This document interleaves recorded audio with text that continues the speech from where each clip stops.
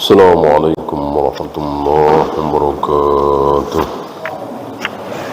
إن الحمد لله نحمده ونستعينه ونستغفره ونعوذ بالله من شرور أنفسنا ومن سيئات أعمالنا. من يهده الله فلا مضل له ومن يضلل فلا هادي له. أشهد أن لا إله إلا الله وحده لا شريك له وأشهد أن محمدا عبده ورسوله وبعد. Kita tinggalkan tentang ta'un. Kemarin sudah apa itu ta'un, pahala apa yang didapat jika kita meninggal dalam keadaan terkena ta'un. Bolehkah kita keluar dari daerah yang sedang terjangkit ta'un, wabah? Bolehkah kita masuk ke dalam daerah yang sedang terkena ta'un? Dan seterusnya sudah kita bahas kemarin. Sekarang kita lanjut 34. Wa an Anasin radhiyallahu anhu qala sami'tu Rasulullah sallallahu alaihi wasallam yaqul. Dari Anas bin Malik, dia mengatakan, aku mendengar Rasulullah sallallahu alaihi wasallam bersabda. Ini sigot yang kuat tamrid, aku mendengar, ya, bukan sekedar dari Rasulullah beliau bersabda, tidak seperti itu, ya, tapi aku mendengar, aku betul-betul mendengar Rasulullah sallallahu alaihi wasallam bersabda, innallaha azza wa jal qala. Ini hadis sanadnya tidak berhenti di Nabi, tapi menyambung sampai Allah. Jadi dari Anas bin Malik, dari Rasulullah, dari Jibril, dari Allah. Hadis qudsi. Kalau sanadnya berhenti pada Rasulullah, qala Rasulullah, disebut hadis marfu'. Ada juga hadis yang sanadnya berhenti di sahabat. Jadi itu ucapan sahabat, ya, seperti fala taqrabanna musallana hadza, jangan mendekati tempat solat kami. Yang sanggup berkorban tapi dia tidak berkorban, jangan mendekati tempat solat kami. Banyak yang mengatakan ini sabda Nabi, padahal yang benar ini mauquf, ini berhenti di Abu Hurairah. Itu ucapan Abu Hurairah, ya. Termasuk hadis yang terkenal, hadis badal haji Subrumah, ya, labbaik Allahumma an Subrumah, terkenal, ya, ini. Banyak yang mengatakan ini sampai kepada Nabi. Yang benar itu mauquf sampai di Abu Hurairah, ya. Hadis tentang membadalkan haji Subrumah. Idza ibtalaitu 'abdi bihabibataihi, apabila aku menguji hambaku dengan dua yang dia cintai. Apa yang dimaksud? Mata, ya. Jadi buta, ya. Kalau kita disuruh milih mana kehilangan apa, kuping, tangan, kaki, mata, ya, tentu yang paling kita tidak sukai adalah kehilangan mata. Berapa banyak nikmat yang hilang ketika mata kita buta.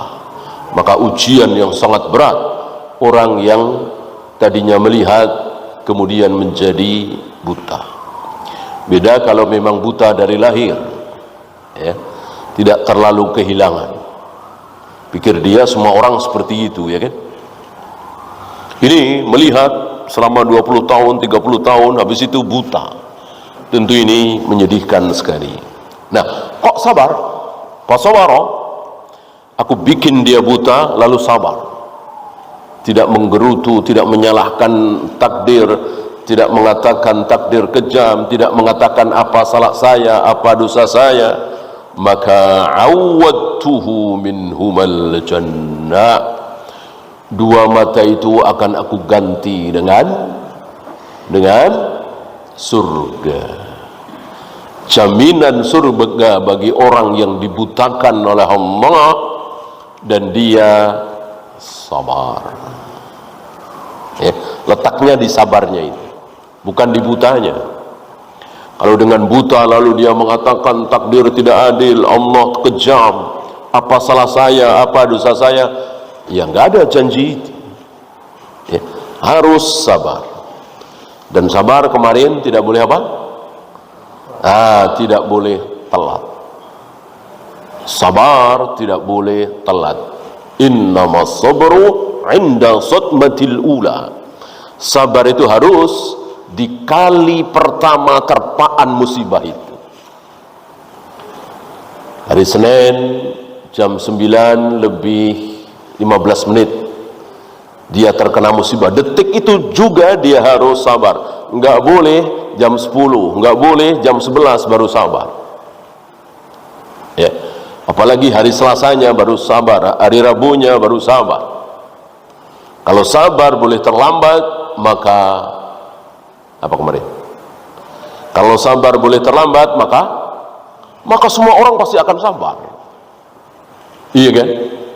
Walaupun dia tertimpa musibah yang sangat memilukan, sangat pahit, seluruh anggota keluarganya mati bareng dalam satu kecelakaan, dia sendiri yang hidup misalnya, kayak apa sakitnya?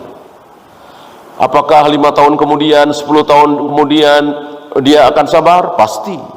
Nggak mungkin terus menggerutu, terus menangis, terus banting ini, banting itu, nggak mungkin. Ya, maka syarat sabar inda sadmatil ula. Pertama kali diterpa dengan musibah itu, detik itu harus langsung sabar. Ya, rawahul Bukhari, hadis ini sahih riwayat Imam Bukhari. Fikul hadis yang pertama, al-'ainani ahabbu a'dha'il insani lahu ilaihi. Dua mata adalah anggota badan manusia yang paling disukai, ya. Kalau jantung, ginjal, paru-paru kan tidak kelihatan, ya. Ini yang kita rasakan setiap hari, ya. Oleh karena itu, ketika kita diuji oleh Allah dengan ujian yang luar biasa berat ini, kok sabar, maka balasan dari Allah nggak main-main, nggak tanggung-tanggung, surga. Ya. Orang yang sudah masuk surga, maka dia tidak akan bersedih selama-lamanya, tidak akan pernah kecewa selama-lamanya, tidak akan pernah kesel selama-lamanya, bosan selama-lamanya. Bayangkan, bosan aja tidak ada bosan kayak apa. Lihat hari ini, tanyakan kepada orang-orang yang kaya raya luar biasa, pernah mengalami kebosanan? Pasti. Iya. Di surga tidak ada. Dan dia tidak pernah menyesal sebelum masuk surga. Dia miskin, dia terlunta-lunta, dia sengsara, dia disiksa, nggak akan pernah menyesal. Hilang, tidak berbekas. Kesengsaraannya, penderitaannya, kepahitan hidupnya hilang, tidak berbekas. Dengan satu celupan di surga. Ya. Kan ada hadis yang dicoba di surga, untuk satu celupan mungkin sedetik 2 detik. Siapa yang dicoba ini? Manusia paling sengsara di muka bumi. Mungkin bukan kita, ya. Insya Allah masih ribuan, mungkin jutaan orang-orang yang lebih sengsara dari kita. Nah, yang paling sengsara, ya, ketika dicelupkan ke dalam surga, sedetik dua detik merasakan kenikmatan surga, baru sedetik dua detik hilang semua, lupa. Ditanya oleh Allah, engkau pernah menderita? Engkau pernah sengsara, sedih? Dijawab, belum pernah ya Allah. Bohong dia? Tidak, lupa. Penderitaan yang luar biasa selama berpuluh-puluh tahun dia hidup di muka bumi, hilang, tidak berbekas. Ya nggak usah jauh-jauh surga lah. Antum sekarang jadi orang kaya, sukses. Waktu SMP, SMA hidup terlunta-lunta. Ingat-ingat, nangis apa senyum? Insya Allah senyum, ya kan? Nggak nangis, ya. Malah bangga kan? Cerita ke media, cerita ke orang-orang. Dulu saya waktu kuliah, waktu SMA, waktu SMP hidup sengsara begini. Sekarang jadi pengusaha sukses, miliarder misalnya. Itu baru kenikmatan dunia, gimana surga? Yang ma'ainun ra'at wala udhunun sami'at wala khatara ala qalbi bashar. Kenikmatan surga itu belum pernah terlihat oleh mata, belum pernah terdengar oleh telinga, belum pernah terbayangkan di hati manusia. Mana ada di dunia ini kenikmatan tapi nggak bisa dibayangi. Yang ada biasanya bayangan dengan kenyataan. Tinggian mana biasanya di dunia ya? Tinggian bayangan, ya kan? Yuk ikut saya nginep di hotel, ya. Dia sudah membayangkan hotel begini.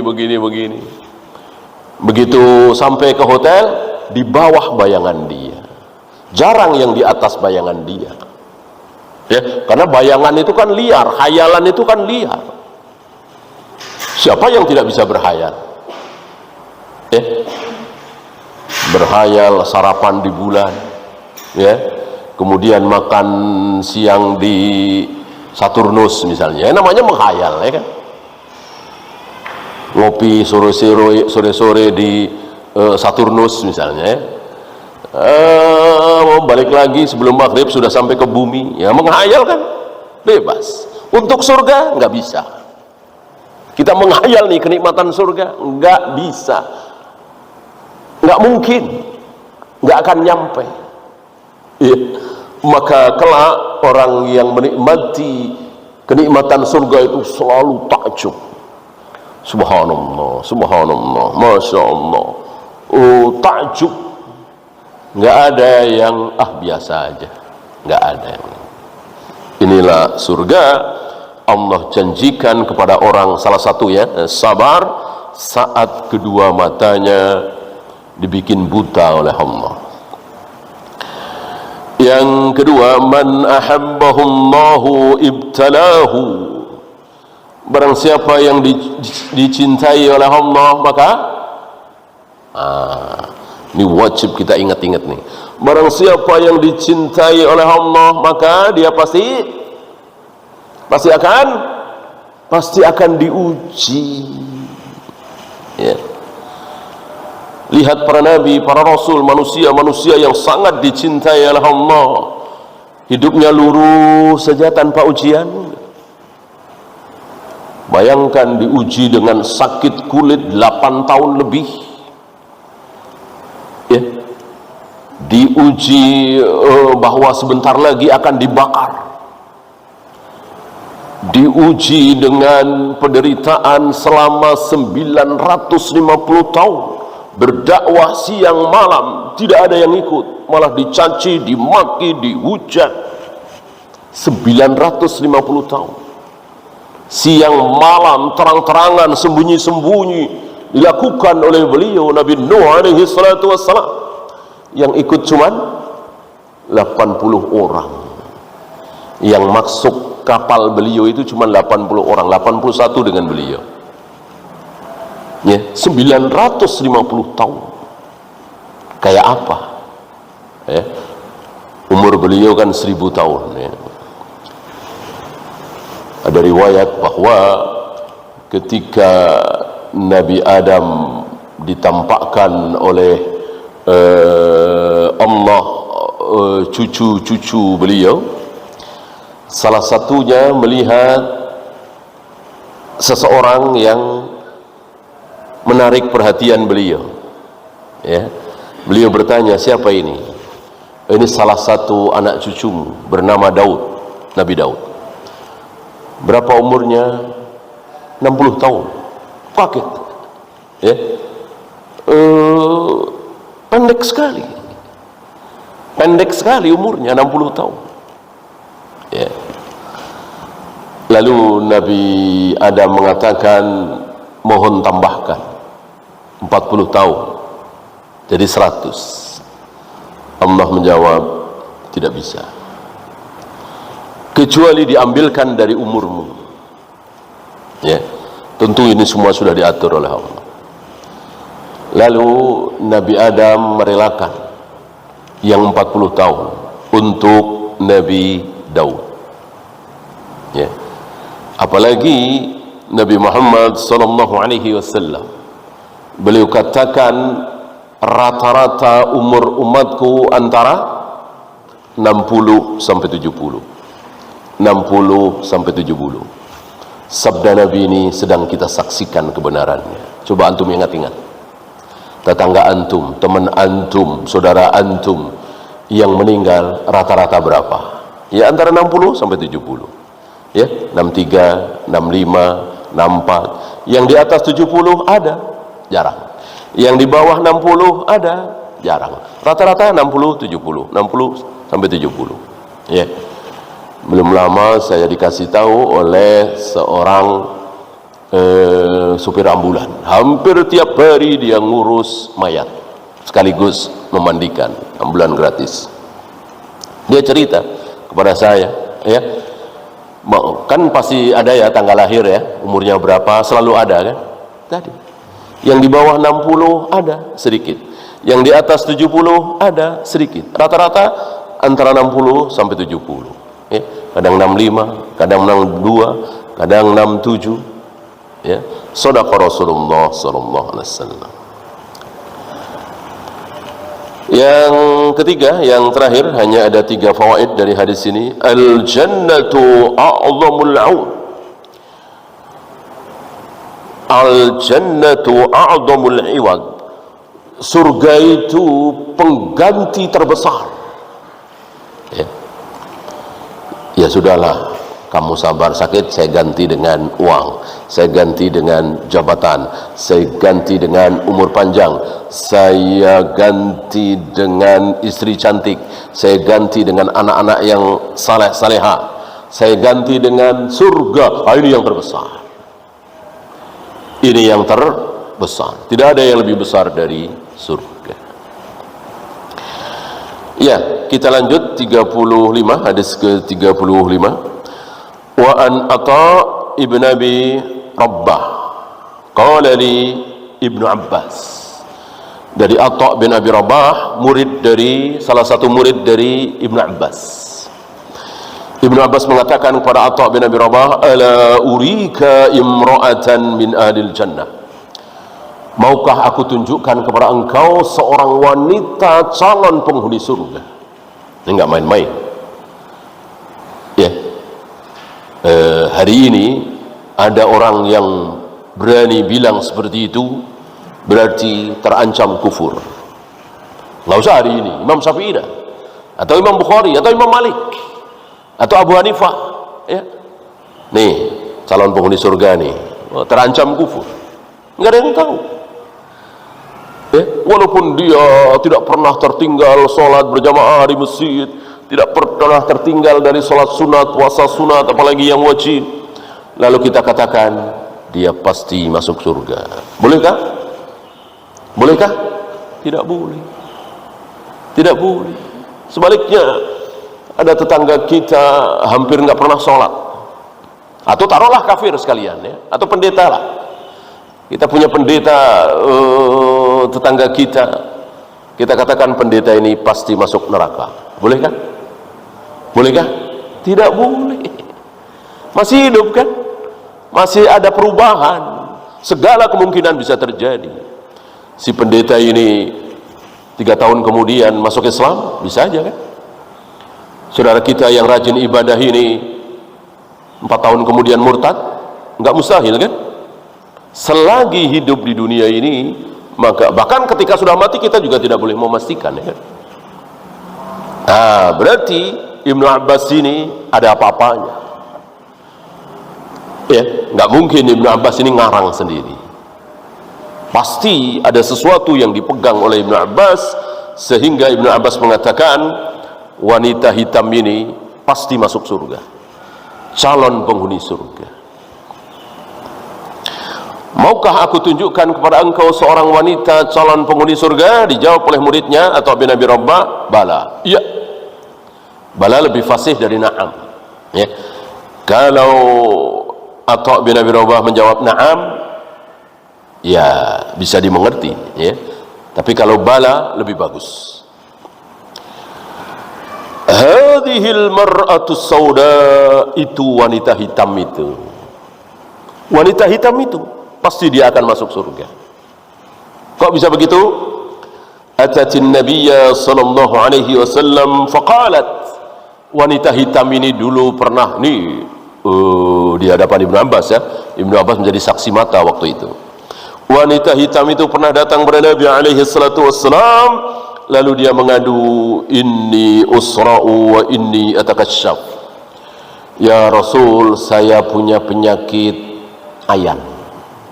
Dan ketika ayan kan berarti nggak sadar, ya, pingsan, sering pakaianku tersingkap, auratku terlihat. Fada'allaha ta'ala li, mohon doakan kepada Allah ya Rasul supaya Allah menyembuhkan aku. Apa ini istilahnya? Apa istilahnya? Tawassul. Berdoa memohon kepada Allah, tapi datang kepada orang saleh, meminta kepada orang saleh ini untuk mendoakan kepada Allah. Tawassul, ya, ini boleh, ini sunnah, ini hak. Tapi kalau dia berdoa langsung juga boleh. Bahkan sebagian ulama mengatakan lebih bagus berdoa sendiri, lebih bagus, ya. Meminta doa kepada orang soleh boleh. Ini salah satu contoh. Yang tidak boleh, ya Rasul, tolong doakan kepada Allah supaya Allah menyembuhkan penyakitku, ngomong begitu di atas kuburan Nabi. Boleh apa tidak? Boleh apa tidak? Tidak boleh, haram, syirik. Nabi sudah wafat. Nabi sudah wafat. Yang boleh ketika Nabi masih hidup, ya. Dan tidak ada satupun sahabat yang datang ke kubur Nabi, sengaja datang ke kubur Nabi lalu ngomong seperti itu. Ya Rasul, kami sedang menghadapi Romawi, Parsi, mohon doakan kepada Allah supaya Allah berikan kekuatan kepada kami untuk melawan pasukan Romawi, misalnya. Gak ada. Gak ada.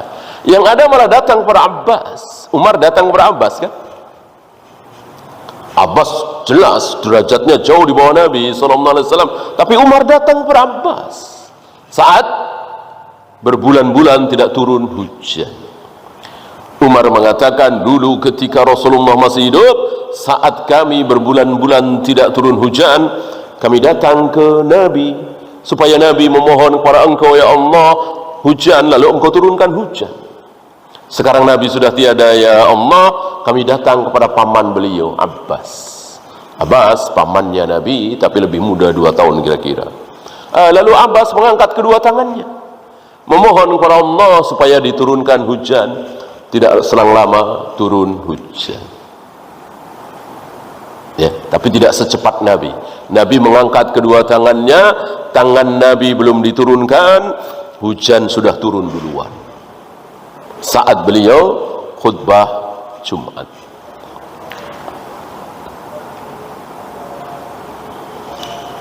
Ya Rasul, mohon doakan kepadaku supaya Allah menyembuhkan penyakit ayanku. Nabi menjawab, in syi'ti sabarti walakil jannah wa in syi'ti da'awtullaha ta'ala ayyu'afiyaki. Ya, ya, kalau engkau ingin sembuh, insya Allah aku doakan supaya engkau sembuh. Tapi kalau engkau tidak usah aku doakan dan engkau tidak sembuh, artinya terus ayan sampai akhir hayat, aku jamin engkau masuk surga. Nabi memberikan tawaran, mau sembuh, insya Allah saya doakan, insya Allah sembuh. Tapi kalau saya nggak doakan, aku jamin engkau masuk surga. Silahkan pilih yang mana.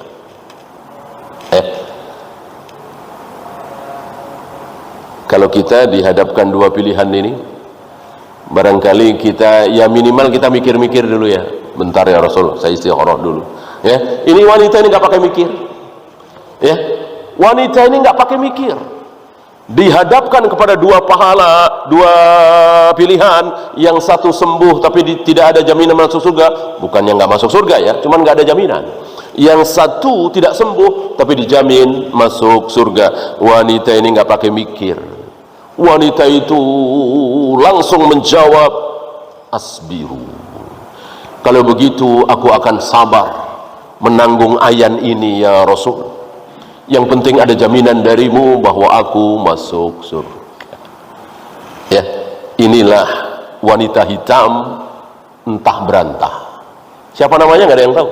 Ya, ini bukan Aisyah ya, ini bukan Khadijah, ini bukan Ummu Salamah, ini bukan Zainab, ini bukan Juwairiyah, ini bukan Ummahatul Mukminin, ini istri-istri Nabi, bukan. Wanita entah berantah, hitam budak. Gimana Aisyah, gimana Khadijah, gimana Ummu Salamah? Ya, maka jangan sombong kita ya. Ini wanita hitam ini dibanding dengan ulama-ulama hari ini, kiai-kiai hari ini, nggak ada apa-apanya kiai-kiai hari ini dibanding dengan budak ini, wanita hitam ini. Lebih memilih surga daripada sembuh dari ayannya. Kita nggak bisa bayangkan kayak apa Abu Bakar, Umar, Utsman, Ali, Zubair, Talha. Manusia-manusia mulia kumpul jadi satu. Maka tidak heran kalau Allah bikin Romawi bertekuk lutut, Parsi bertekuk lutut dalam hitungan nggak sampai seperempat abad. Saya kira nggak sampai 20 tahun. Ya, tidak sampai 20 tahun dari wafatnya Nabi SAW, dunia betul-betul ada di genggaman kaum muslimin, para sahabat yang bertemu dengan para tabi'in. Nah, luar biasa mereka. Ya, ketaatannya kepada Allah, kecintaannya kepada Allah dan Rasulnya luar biasa. Jauh dibanding dengan kita-kita hari ini. Sangat jauh. Maka jangan ngiri ya. Kalau hari ini kita mengangkat kedua tangan tinggi-tinggi, merengek memohon, ya Allah tolong kami, ya Allah turunkan hujan. Jutaan kaum muslimin minta seperti itu, Allah belum turunkan hujan juga. Abbas baru ngangkat sebentar, ya tidak lama dari itu turun hujan. Ya, jangan ngiri, karena ketaatannya beda jauh. Hari ini luar biasa kaum muslimin jauh dari ketaatan, yang ada maksiat, maksiat. Maka pantas kalau Allah uji kaum muslimin dengan ujian yang bertubi-tubi. Ya. Dikalahkan, dijajah, diporak-porandakan oleh kaum kafir. Bagaimana kaum muslimin di Bosnia, bagaimana kaum muslimin di Moro, di Patani, ya, bagaimana kaum muslimin di negeri kita ini, ya, 100 tahun yang lalu, 200 tahun yang lalu. Antum bayangkan ketika kaum muslimin dijajah oleh orang-orang kafir, sedang apa kaum muslimin? Pasti sedang maksiat. Nggak ada sedang taat kepada Allah, meramaikan masjid, sholat berjamaah subuh hampir mirip dengan sholat Jumat, tiba-tiba dijajah. Tidak. Biasanya sedang maksiat, masjid-masjid kosong, Al-Quran jarang dibaca, berbuat maksiat. Di saat kaum muslimin melakukan berbagai macam maksiat seperti itu, Allah berikan kesempatan kepada orang-orang kafir untuk menguasai kaum muslimin, menjajah kaum muslimin. Baru kaum muslimin merengek minta-minta kepada Allah, baru sholat begini begitu. Faqalat inni atakasyaf. Wanita hitam ini menambahkan, ya Rasul, ketika aku ayan sering terbuka auratku. Fada'ullaha alla atakasyaf fada'alaha. Mohon doakan kepada Allah ya Rasul supaya pakaianku tidak tersingkap, supaya auratku tidak terlihat. Lihat, seorang wanita hitam yang pertama kali ditakutkan, dikhawatirkan oleh dia adalah terbukanya aurat. Bandingkan hari ini seorang muslimah, profesor, doktor, terlihat betisnya, terlihat dengkulnya, terlihat rambutnya, lehernya, nggak ada malu-malunya, nggak ada takut-takutnya. Ini jauh dari profesor, doktor, tapi malu sekali. Hal yang dia khawatirkan pertama kali bukan kepalanya. Doakan ya Rasul ketika aku ayan supaya kepalaku tidak membentur batu misalnya. Enggak itu yang dia ingat, tapi aurat. Inilah manusia-manusia muslim termulia, hidup sezaman dengan manusia termulia Muhammad Rasulullah sallallahu alaihi wasallam. Karena orang mulia akan dikumpulkan dengan orang mulia. Biasanya begitu. Orang mulia itu biasanya akan dikumpulkan dengan orang mulia. Maka kalau antum dekat, akrab dengan orang-orang mulia, berilmu, saleh, walillahil hamd. Kalau antum dekat dengan ahli maksiat, innalillah. Dan ada riwayat bahwa kan didoakan Nabi supaya tidak tersingkap ya. Sepeninggal Nabi, wanita ini sering ayan. Ketika ayan, seolah ada yang menjaga pakaiannya, belum pernah tersingkap lagi, tidak seperti dulu-dulu ya, berkat doa Nabi sallallahu alaihi wasallam. Ya, muttafaqun alaih. Hadis ini sahih riwayat Bukhari dan Muslim. Fikul hadis yang pertama, as-sabru 'alal bala'i fid dunya yurithul jannah. Sabar terhadap bala, ujian dunia mengakibatkan surga. Sebuah kenikmatan yang tidak bisa dibayangkan tadi. Ilajul amradi bid-du'ai wal iltija'is sadiq ila Allah naji'. Boleh mengobati penyakit dengan berdoa. Dengan berdoa ya. Ke dokter enggak punya uang, ke rumah sakit enggak ada biaya ya, beli obat enggak ada uang, dia hanya berdoa, Engkau Maha Penyembuh ya Allah, sembuhkan aku. Boleh. Sementara pengen punya uang, begitu doang, boleh enggak? Ya Allah, Engkau Maha Pemberi ya Allah, aku tidak usah capek-capek cari uang, Engkau Maha Pemberi. Turunkan uang dari plafon ini ya Allah, nggak usah banyak-banyak, 700.000 saja ya Allah. Boleh nggak? Nggak boleh. Pengen punya uang silahkan kerja. Yang paling minim contoh dari Nabi, masuk ke hutan, cari kayu bakar, bawa ke pasar, dijual. Itu yang dicontohkan oleh Nabi SAW. Hari ini banyak sekali, apalagi di Jakarta ini ya. Yang penting jangan malu, yang penting jangan malas ya. Adapun ingin sembuh dari sakit, boleh seperti itu. Tidak menjalani asbab, boleh ya. Kan pasti ada obatnya ya. Hari itu kan ya, bukan hari itu aja, di zaman Nabi Adam, Nabi Idris, Nabi Ibrahim, namanya obat itu pasti ada.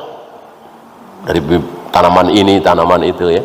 Nah, ini si wanita ayan ini tidak disarankan oleh Nabi. Dan dia cuma mengandalkan doa saja. Bolehkah? Boleh. Ini beda kalau cari makan, cari uang, nggak boleh berdoa doang. harus ada usaha. Apalagi pengen berilmu, pengen hafal Al-Quran, pengen hafal ribuan hadis, hanya berdoa saja minta kepada Allah, bolehkah? Tidak boleh. Harus belajar. Innamal ilmu bitta'allum. Ilmu itu harus dengan belajar. Adapun minta sembuh boleh. Ini salah satu dalilnya. Beliau menyimpulkan dari hadis tadi, ya, kesimpulan beliau tentu bisa benar bisa salah, ya, tapi insya Allah saya pribadi sepakat dengan kesimpulan beliau, ya, pensarah kitab ini, Syekh Salim bin Id Al-Hilali, murid dari Syekh Albani. Apa? Jawazu tarkit tadawah, bolehnya tidak berobat, boleh, ya. Beliau menyimpulkan, walaupun ada khilaf banyak ulama, saya kira pendapat ini kuat, ya. Jadi tidak wajib. Loh, bukankah Nabi menyuruh? Ketika Nabi menyuruh, berarti wajib dong kita taati. Bukankah Nabi mengatakan tadawaw, tadawaw, tadawaw, wala tadawaw bil haram. Berobatlah kalian, berobatlah kalian, berobatlah kalian, tapi jangan berobat dengan yang haram. Ya, seandainya Nabi tidak memakai kalimat kedua, maka berobat wajib. Seandainya Nabi hanya mengatakan tadawaw, tadawaw, tadawaw, berobatlah kalian, berobatlah kalian, berobatlah kalian. Beliau meneruskan wala tadawaw bil haram. Ya, maksudnya yang wajib adalah berobat dengan yang halal. Itu wajib berobat dengan yang halal, bukan wajib berobat. Wajib berobat dengan yang halal. Maka berobat dengan minum darah babi, apalagi sumsum babi, lemak babi, dan seterusnya tidak boleh. Kalau toh sembuh, tapi akan muncul penyakit yang lebih besar, hanya kita nggak tahu, ya. Yang terakhir, syiddatu haya'is sahabiyat radhiyallahu anhun. Para sahabiyah sangat-sangat pemalu, ya. Salah satu sifat terpuji adalah pemalu, apalagi wanita. Laki-laki yang pemalu saja bagus. Rasulullah alaihi salatu wassalam terkenal sebagai pemalu. Pemalu beliau, sangat malu. Wallahu a'lam. Ya, itulah dua hadis. Sebelum ditutup, ada pertanyaan? Silakan.